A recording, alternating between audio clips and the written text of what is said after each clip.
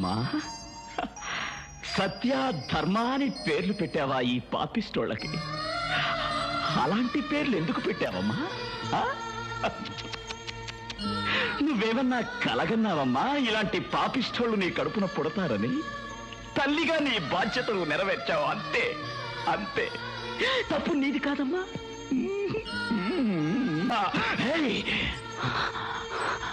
చిన్నప్పుడు నువ్వు తప్పు చేస్తే కొట్టింది.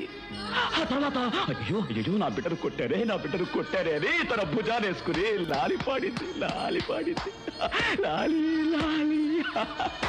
అమ్మా మీరు తప్పుదారిలో వెళుతుంటే ఇది తప్పుదారి, సరైన దారిలో వెళ్ళండి అంది. మీరు వెళ్ళలేదు, మీరు అక్రమాలు చేస్తూనే ఉన్నారు. ఆవిడ సహించి సహించి సహించి నోరు మూసుకుంది. ఎందుకని?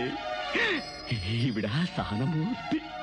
తల్లికి ప్రేమించడం తెలుసు, శిక్షించడం తెలుసు, క్షమించడం తెలుసు. ఎందుకంటే కడుపు తీపిరా జన్మనిచ్చిన తల్లి కదా తల్లి.